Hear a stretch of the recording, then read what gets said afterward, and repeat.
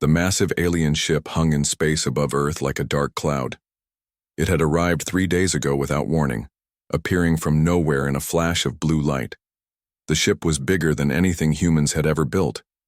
It was black and smooth, with strange lights that pulsed along its surface like a heartbeat. Kim Taiho stood at the window of the United Nations building, watching the alien vessel through the glass.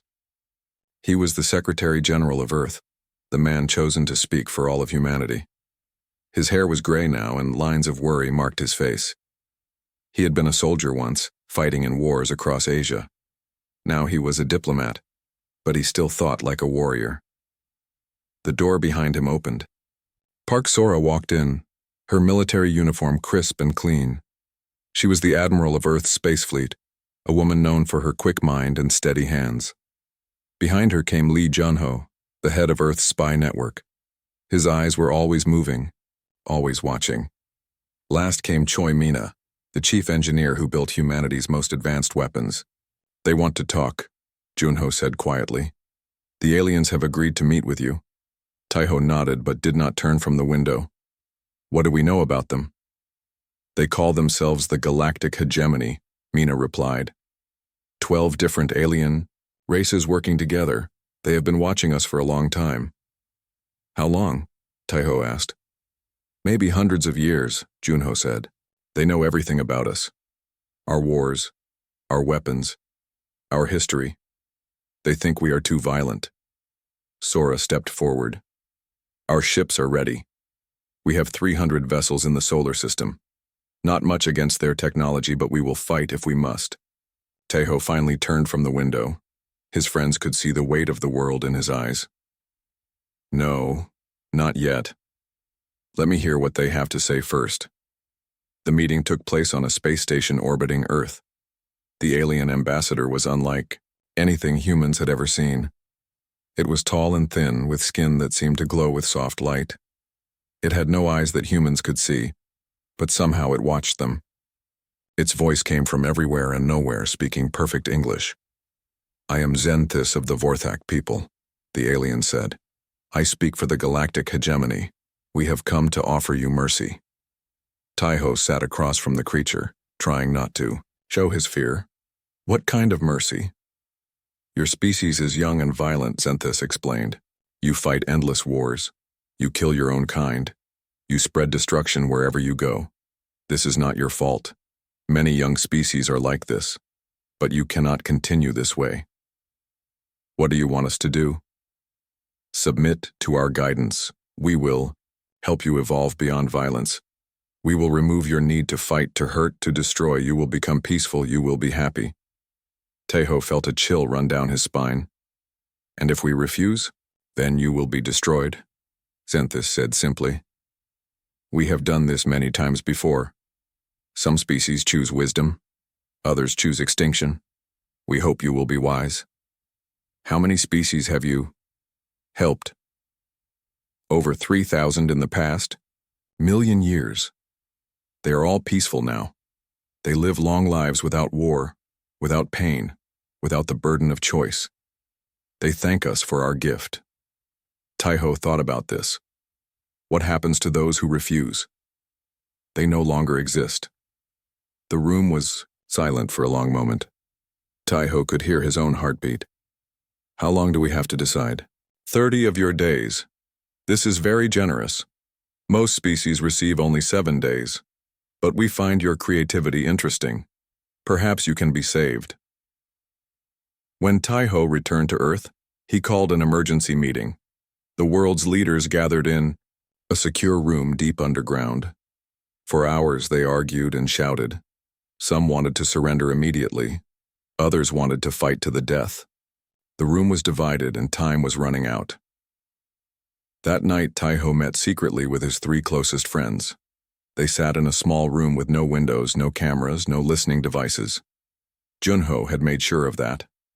"They are not offering mercy," Taiho said quietly. "They are offering slavery." Sora nodded. "I have studied their ship. Their technology is far beyond ours. In a straight fight, we would lose quickly." "But they do not expect a straight fight," Junho said with a small smile. They think we are simple and violent. They think they know us. Mina leaned forward. I have been working on something. A project that could change everything. But I need time. Months, maybe years. We have 30 days, Taiho reminded her. Not, if we play this right, Junho said. They want us to submit. What if we pretend to agree? Sora raised an eyebrow. Pretend? They have been watching us for hundreds of years, Junho explained. But they only see what they expect to see. They see our wars and think we are mindless animals. They do not see our strategy, our planning, our ability to work together when we must. Taiho was quiet for a long moment. Then he smiled for the first time in days. You want to lie to beings who have conquered 3,000 worlds? Yes, Junho said simply. It is suicide, Sora said. No, Mina said slowly. It is brilliant. They will not expect deception from a primitive species, and while they think we are preparing for peace, we can prepare for war. Taiho stood up and walked to a map on the wall. It showed all of Earth's military bases, all of humanity's weapons. It was not much compared to alien technology, but it was what they had. If we do this, there is no going back, he said. If they discover our lie, they will destroy us immediately. If we surrender, they will destroy who we are, Sora replied. I would rather die as a human than live as their slave. Junho nodded. Every great victory in human history started with someone taking an impossible chance. Mina smiled.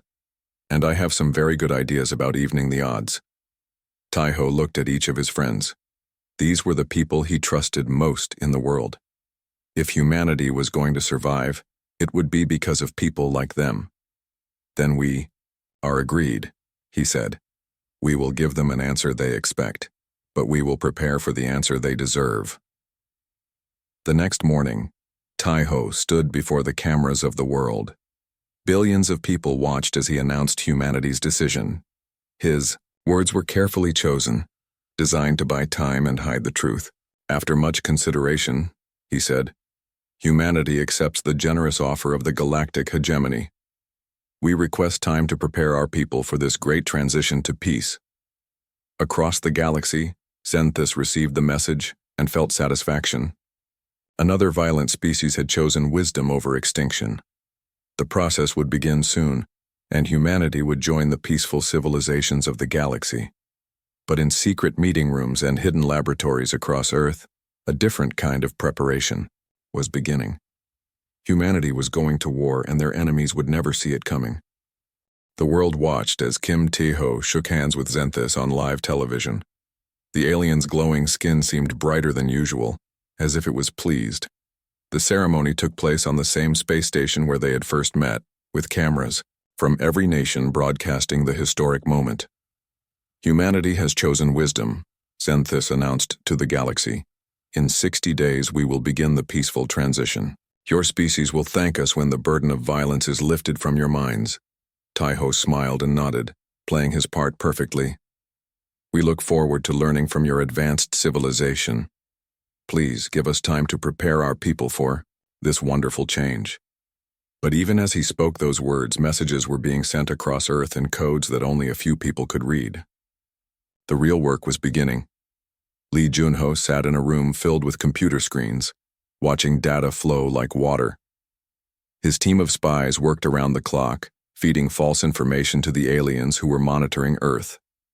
Every military base was made to look smaller than it was.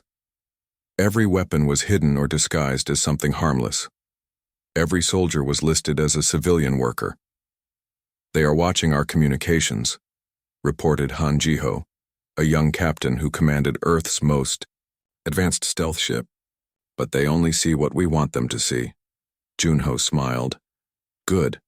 Let them think we are dismantling our military. In reality, we are hiding it.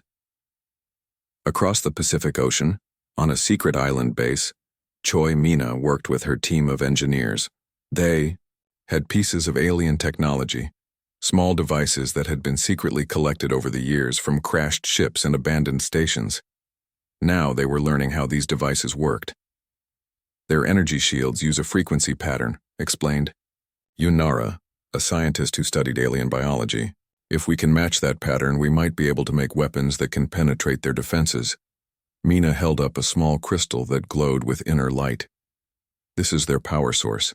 It is incredibly efficient, but it has a weakness. If we overload it with the right kind of energy pulse, it will explode. How big an explosion? Asked Shin Dongwu, who specialized in psychological warfare. Big enough to destroy their largest ships, Mina replied with a grin. Meanwhile, Admiral Park Sora was implementing the largest military deception in human history. Every ship in Earth's fleet was being moved to new hiding places. Some went to asteroid fields where they could not be detected. Others hid behind moons and planets. A few were disguised as civilian cargo vessels. The aliens expect us to have maybe 300 ships, Sora told her captains during a secret meeting. They do not know we have been building ships in hidden facilities for the past 10 years. They do not know we have over 2,000 vessels ready for combat. Captain Han Jiho raised his hand. What about their advanced teams? They will be coming to Earth soon to begin the transition process. Sora's eyes grew cold. Each team will be welcomed with great ceremony. They will be given tours of our cities, shown our culture, treated as honored guests, and every moment they are here, we will be studying them. The first alien team arrived 2 weeks later. There were 12 of them representing different species from the hegemony. They looked like walking nightmares to human eyes, but everyone smiled and welcomed them warmly. Taiho personally greeted them at the landing site. Welcome to Earth, he said, bowing deeply. We are honored by your presence. The team leader was a creature that looked like a giant insect with too many arms. We are here to study your population centers, it said through a translation device. We must understand how to best implement the pacification process. Of course, Taiho replied. Please let us show you everything. But while the aliens were being shown museums and schools, other teams were studying them. Yunara discovered that most of the hegemony species had evolved beyond individual survival instincts. They worked as a group mind, which made them powerful, but also predictable. They cannot understand deception because they do not lie to each other, she explained to Junho. To them, working together means sharing all information. They cannot imagine that we would hide our true intentions. Shin Dongwu was learning about their psychology. They see war as a disease that must be cured. They truly believe they are helping us. This is not conquest to them. It is medicine. That makes them more dangerous, Junho replied.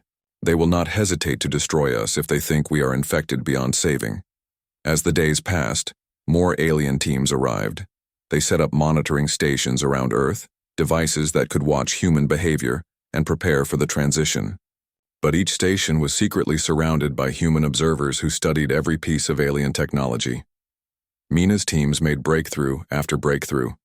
They learned how alien ships moved through space, how their weapons worked, how their communication systems functioned. Most importantly, they learned the aliens' greatest weakness. They are too advanced, Mina explained to Taiho during one of their secret meetings. Their technology is so sophisticated that they cannot imagine primitive weapons being effective against it. But sometimes simple solutions work better than complex ones. What do you mean? Taiho asked. Their shields can stop energy weapons and guided missiles, but they are not designed to stop simple projectiles moving at high speed. An old-fashioned railgun can punch right through their defenses, Sora laughed. So we fight the most advanced civilization in the galaxy with technology that is hundreds of years old? Sometimes the old ways are the best ways, Mina replied. But the deception was becoming harder to maintain. Some of the alien monitors were starting to ask difficult questions. They wanted to see military bases that did not exist anymore. They wanted to count weapons that had been hidden. They wanted to interview soldiers who were pretending to be farmers. We are running out of time, Yunho warned during one meeting. They are becoming suspicious. How long can we keep this up? Taiho asked. Maybe 2 more weeks. Then they will discover the truth. Is that enough time? Mina nodded. It will have to be. We have learned what we need to know. Now we must prepare for war.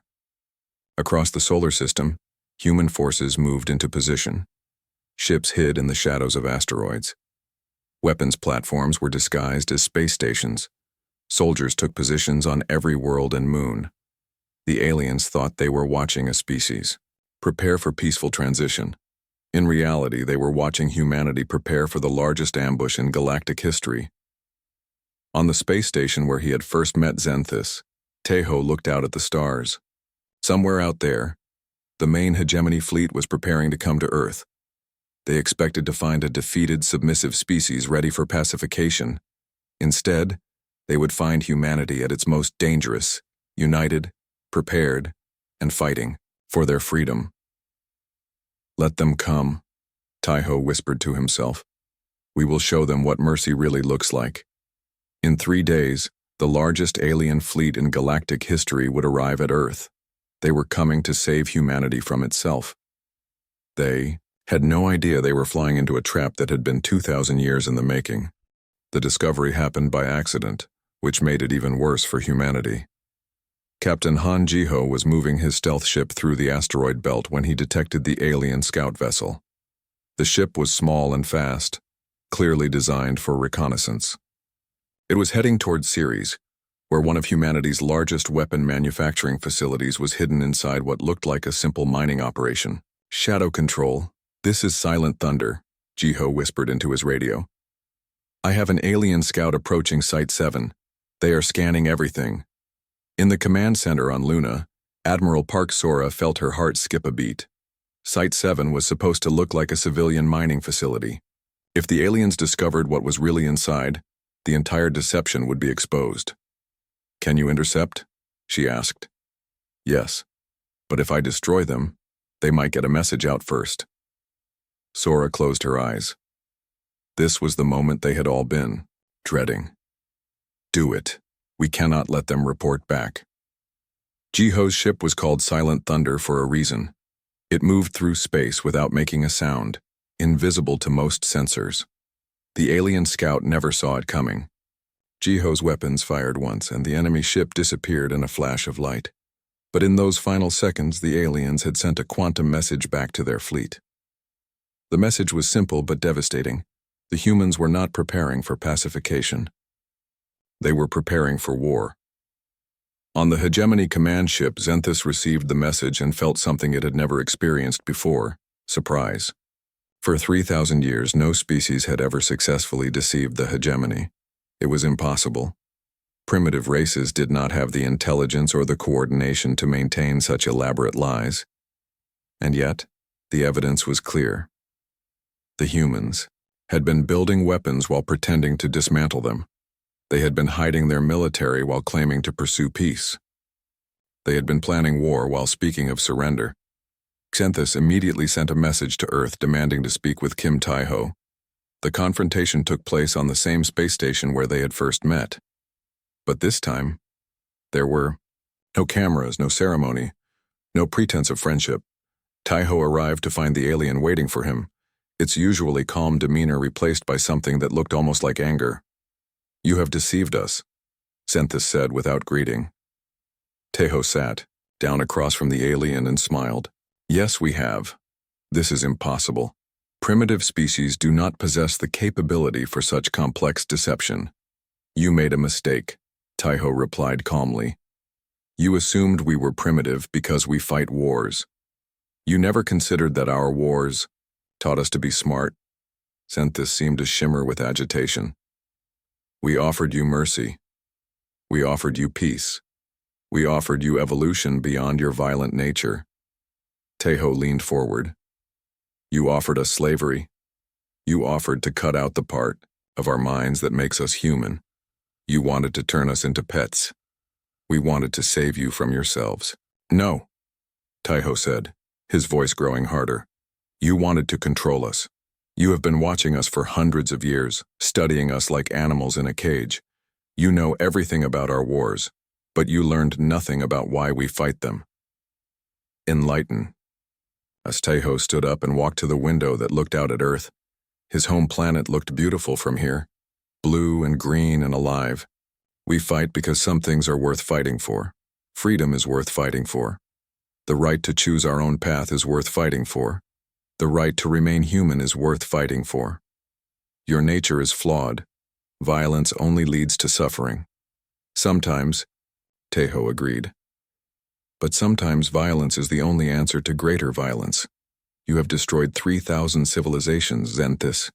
You call it mercy, but it is genocide. You kill everything that makes a species unique and then act surprised when they resist. Xenthis was quiet for a long moment. You cannot win. Our fleet is already en route. 3,000 ships against your few hundred. Your deception was clever, but it changes nothing. Tejo turned back to face the alien. You still do not understand. You think this is about numbers. You think this is about technology. You are fighting the wrong war. What do you mean? You have been watching us for hundreds of years, but you only saw what you expected to see. You saw our wars and assumed we were chaotic. You saw our violence and assumed we were stupid. You saw our conflicts and assumed we could not work together. Tejo walked back to his chair, but did not sit down. You never saw our strategies. You never saw our planning. You never saw what happens when humanity decides to work together for a common goal. You are about to learn. The alien seemed to consider this. You speak as if you have already won. This is impossible. No species has ever defeated the hegemony. No species has ever been humanity. With that, Tejo turned and walked toward the door. Give my regards to your fleet commander. Tell them they are about to participate in the most important lesson in galactic history. As Tejo left the station, emergency signals were being sent throughout the solar system. The time for deception was over. Now came the war, in hidden bases. Across the solar system, commanders received their orders.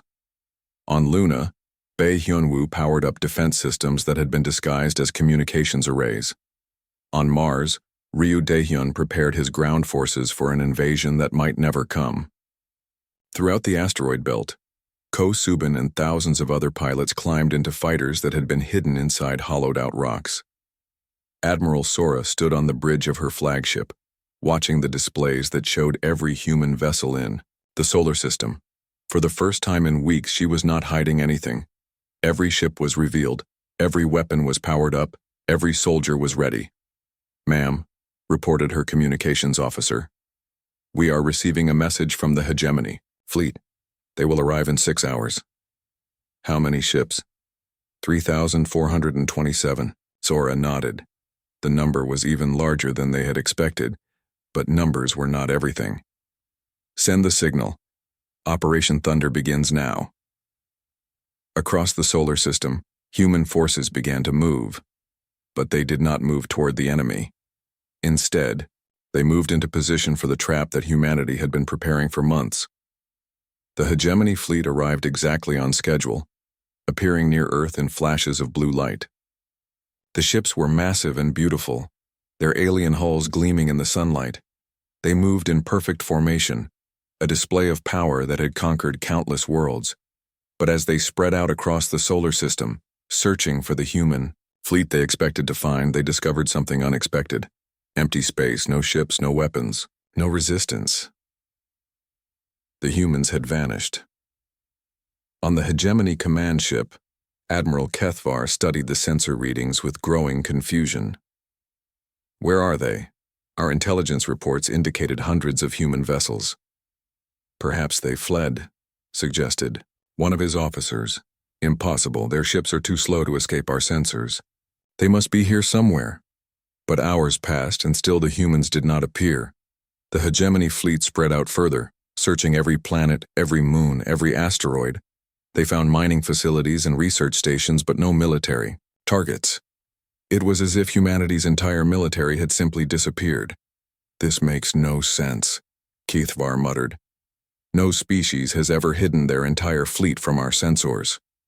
Sir, called his sensor operator, I am detecting some unusual energy readings from the planet's moon. Investigate. But as the hegemony ships moved closer to Luna, they had no idea they were about to trigger the largest ambush in galactic history. Hidden in plain sight, disguised, as civilian installations, humanity's weapons were waiting. The trap was set. The enemy was in position. Soon the galaxy would learn why humans were the most dangerous species in the universe. For 6 days, the hegemony fleet searched the solar system like hunters looking for prey that had vanished into thin air. They scanned every asteroid, every moon, every planet. Their sensors were the most advanced in the galaxy, capable of detecting a single ship from millions of kilometers away. But they found nothing. Admiral Kethvar stood on the bridge of his massive command ship, studying reports that made no sense. 3,000 alien vessels had spread across the solar system, and somehow the human fleet had simply disappeared. "Sir," reported his tactical officer, "we have completed our search of the inner planets. No sign of enemy vessels." "What about the asteroid belt?" "We found mining equipment and cargo haulers, all civilian vessels, no military signatures."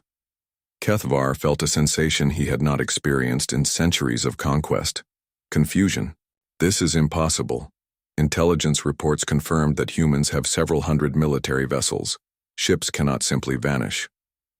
On Luna, hidden beneath what appeared to be a communications facility, Bae Hyun-woo watched the alien fleet through sensors that looked like civilian equipment. His defense platform was the size of a small city, built into the moon's surface over the past decade. The aliens had scanned it dozens of times and saw only harmless communication arrays. "They are getting frustrated," reported one of his officers. "Their search patterns are becoming more random." Hyun-woo smiled. "Good. Frustrated enemies make mistakes. How long until the signal?" 18 hours. The waiting was the hardest part. All across the solar system, human forces remained hidden, while enemy ships passed within kilometers of their positions. In the asteroid belt, Ko Subin sat in her fighter cockpit, watching alien vessels search the rocks around her hiding place.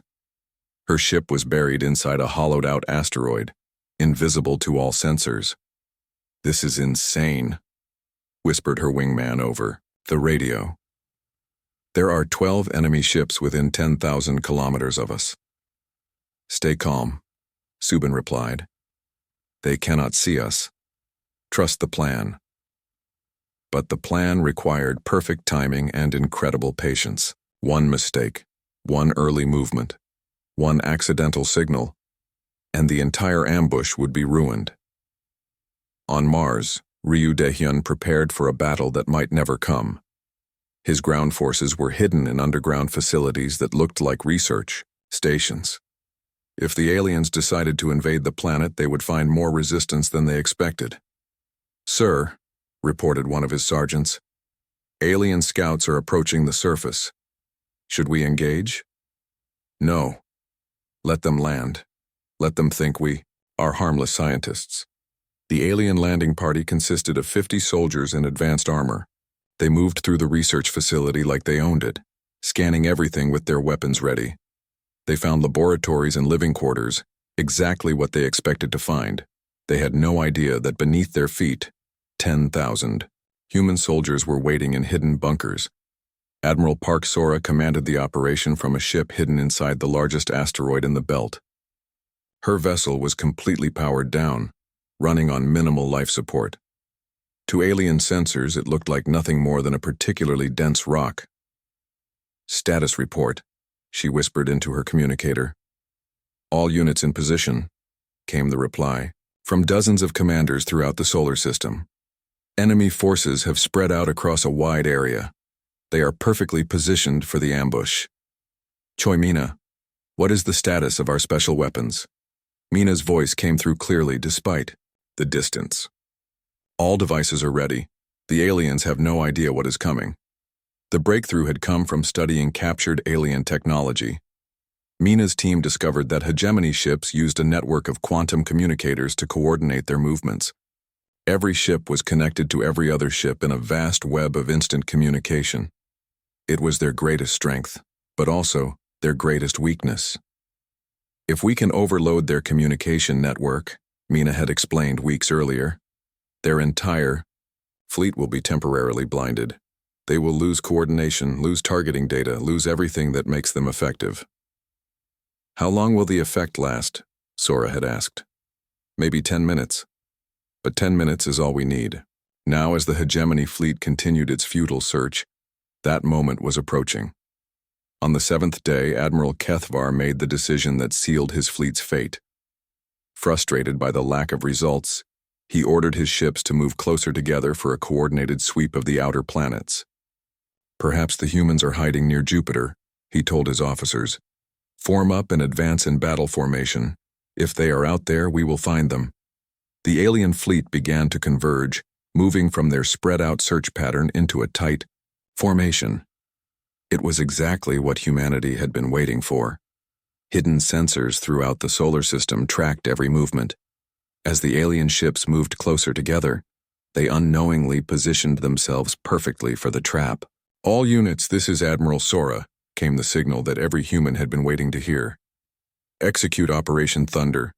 I repeat, execute Operation Thunder." The battle began not with explosions, but with silence. Mina's quantum disruptor activated, sending a pulse of energy through the alien communication network. For exactly 8 minutes and 43 seconds, every hegemony ship in the solar system was cut off from every other ship. In that moment of silence, humanity struck. Yunwu's Luna base revealed itself first. What the aliens had thought was a communications facility suddenly unfolded like a metal flower. Massive railgun batteries rose from hidden compartments, their barrels longer than city blocks. The first volley fired at point-blank range into the alien ships orbiting Earth. The railgun projectiles were simple chunks of metal, accelerated to incredible speeds. The alien shields that could stop energy weapons and guided missiles were useless against such primitive attacks. 6 hegemony cruisers exploded in the first 10 seconds of the battle. Throughout the asteroid belt, Ko-Subin led her fighter squadrons out of their hiding places. Hundreds of small ships emerged from rocks that had seemed empty moments before. They swarmed toward the alien fleet like angry insects, firing missiles and energy weapons. "For Earth!" Subin shouted into her radio as she dove toward an enemy destroyer. Her fighters were outnumbered, but they had surprise on their side. On Mars, the alien landing party suddenly found themselves surrounded. The research facility they were exploring turned out to be the roof of a massive military complex. Blast doors opened in the floor, and Daehyun's soldiers poured out like water from a broken dam. But the real shock came when Sora's hidden fleet revealed itself. Across the solar system, asteroids cracked open to reveal battleships. Space stations that had looked harmless suddenly bristled with weapons. Mining ships dropped their disguises and showed their true nature as destroyers. The humans had not fled. They had been waiting. Admiral Kethvar watched in horror as his fleet was attacked from every direction at once. His communications were dead, his sensors were confused, and enemies were appearing from places where his scouts had seen nothing. "How many ships do they have?" he shouted at his officers. "Sir, we are detecting over 2,000 human vessels. This is impossible. Our intelligence said they had only 300 ships." "Intelligence was wrong," Kethvar snarled. "Return fire. Destroy them all." But the hegemony fleet was in chaos. Without their communication network, ships could not coordinate their attacks. Without proper targeting data, their advanced weapons were far less effective. And the humans were using tactics that the aliens had never seen before. Human ships did not stand and fight like civilized species. They attacked and vanished, appearing from unexpected angles, using the asteroids and planets as cover. They fought like pirates, like guerrillas, like creatures who had learned warfare in the hard school of survival. The Battle of Sol had begun, and for the first time in galactic history, the hegemony was losing. As their communication network came back online, Kethvar sent a desperate message to his remaining ships. "Retreat to the outer system, regroup and call for reinforcements." But Admiral Sora was not done with them yet. As the alien fleet tried to withdraw, her ships pursued them like wolves chasing wounded prey. The galaxy was about to learn a hard lesson about humanity. They had offered mercy to the wrong species. The news of humanity's victory at Sol spread across the galaxy like wildfire. For the first time in galactic history, the hegemony had been defeated. Not just defeated, humiliated. Their mighty fleet had been ambushed by a species they considered primitive. The reaction was swift and devastating. On the hegemony capital world of Nexus Prime, the High Council met in emergency session. 12 species that had ruled the galaxy for millennia gathered to discuss something they had never faced before: failure. "This is impossible," declared Vorthak Prime Minister Zenkala. 3,000 ships defeated by primitive weapons and simple tactics. How did this happen? Admiral Kethvar, who had survived the battle with only 800 ships remaining, stood before the council like a condemned man. "The humans deceived us completely. They hid their true military strength for months. They used our own expectations against us." "You were outsmarted by animals," hissed the Kralix representative, its multiple heads weaving angrily. "This brings shame to all hegemony forces." But the real shock came from the reports that followed. Across the galaxy, species that had been pacified for generations were beginning to stir. The news of humanity's victory was spreading, and with it came something the hegemony thought they had destroyed forever: hope. On the world of Kepler 442, the Threnody people gathered in secret meetings for the first time in 2 centuries. There, minds had been altered by hegemony scientists, their aggressive instincts removed, their independent thought suppressed. But somehow the story of human resistance was awakening memories they thought were lost. "The humans fought back," whispered Elder Morthen to his followers. "They chose war over slavery. Perhaps we can choose as well." Similar movements were starting on dozens of worlds. The hegemony's greatest fear was coming true. Their subjects were remembering what it meant to be free. On Earth, Kim Taiho met with his advisors to plan their next move. The victory at Sol had been incredible, but they all knew it was just the beginning. "How many ships did we lose?" he asked Admiral Sora. 437, she replied. "Lighter losses than we expected. The surprise attack worked perfectly." "But they will be back," warned Li Junho. "And next time, they will bring everything they have." Taiho nodded. "How long do we have?" "Maybe 6 months, Sora estimated. It will take them time to gather their full military force and plan a proper assault." Choimina leaned forward. "That gives us time to help the other species. If we can teach them to fight back, we will not face the hegemony alone." This led to the most ambitious plan in human history. Teams of soldiers, scientists, and engineers were sent to worlds across the galaxy to spread revolution. They traveled in ships designed to look like refugee vessels, carrying not weapons but knowledge.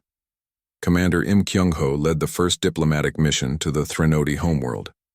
His team consisted of psychologists, military advisors, and engineers who understood how to reverse hegemony pacification procedures. "Your minds have been altered," he explained to the gathered Threnody leaders. "But the changes are not permanent. We can teach you how to remember what you were before the hegemony came." Dr. Yoon Nara had made the breakthrough that made this possible. By studying hegemony pacification technology, she discovered that the aliens did not actually remove aggressive instincts, they simply suppressed them. With the right techniques, those instincts could be awakened again. "It is like teaching someone to walk after years of paralysis," she explained. "The ability is still there, it just needs to be reactivated." The process was dangerous and painful. Many subjects died during the awakening procedures. But those who survived emerged changed, their natural survival instincts restored, their minds free to think independently again. Within months, rebellion was spreading across dozens of worlds. The Threnody began sabotaging hegemony facilities. The Zephyrians started building hidden weapons. The Corinthians organized underground resistance networks. But the hegemony was not passive. They responded to each rebellion with overwhelming force, destroying entire cities to make examples. Billions died as the galaxy descended into chaos. Song Yuna commanded humanity's first interstellar task force, a fleet of fast ships designed to support the growing rebellion. Her vessels struck hegemony supply lines and communication networks, keeping the aliens off balance while the resistance movements grew stronger. "Every day we delay their response is another day for more species to join us," she told her captains. We are not just fighting for Earth anymore. We are fighting for the freedom of the entire galaxy. The war escalated quickly. Hegemony forces, used to fighting primitive rebellions, found themselves facing coordinated attacks from multiple species using human tactics and weapons. For the first time in their history, they were losing territory. Zhang Wujin led intelligence operations across hegemony space, coordinating sabotage and gathering information about enemy movements. His agents were drawn from dozens of species, all united by their hatred of hegemony rule. The aliens are preparing something big, he reported, during a secret conference. Massive fleet movements toward their capital system. They are gathering everything they have for one final assault. The intelligence was confirmed by multiple sources. The hegemony was assembling the largest military force in galactic history, over 50,000 ships from all 12 member species. Their plan was simple: destroy Earth and humanity completely, then use the example to crush all other rebellions. But humanity was not the same species that had faced the ultimatum months earlier. They had allies now, friends who would stand with them against impossible odds. Representatives from 47 species gathered on Earth for the greatest war council in galactic history. The meeting took place in the same United Nations building, where Taiho had first learned of the hegemony's existence. They are coming to destroy us all, Taiho told the assembled delegates. 50,000 ships against everything we can gather. The odds are impossible. Then we will make our own odds, declared Threnody Elder Morthen. My people have been slaves for 200 years. We choose to die free rather than live in chains. The Zephyrian ambassador agreed. Humanity taught us to remember what we were. Now we will show the galaxy what we can become. One by one, each species pledged their forces to the final battle. It would not be enough. Even combined, the rebellion could field only 15,000 ships against the hegemony's 50,000. But as the delegates debated strategy, reports came in from across the galaxy. More species were joining the rebellion every day. The hegemony's brutal response to the uprisings was driving neutral worlds to the resistance. Numbers are not everything, Admiral Sora reminded the council. We have proven that at Sol, superior tactics and better strategy can overcome superior force, but can they overcome odds of 3-1? Asked the Corinthian representative. Taiho stood up and walked to the window that looked out at Earth's blue sky. Somewhere beyond those clouds, in the darkness of space, the largest war in galactic history was approaching. I do not know, he said honestly. But I know this: we will not surrender, we will not submit. We will fight with everything we have, and if we lose, we will make them remember the cost of victory. The final preparations began immediately. Every species contributed what they could to the war effort. Ancient weapons were restored, new technologies shared, desperate alliances forged between former enemies. As reports arrived of the hegemony, fleets approached, Taiho sent one last message to Zenthais and the alien leadership. You offered us mercy, and we chose war instead. Now you will learn why that was the right choice. Freedom is not something you can take away with surgery or suppress with drugs. It lives in the heart of every thinking being, and today, the galaxy chooses to be free.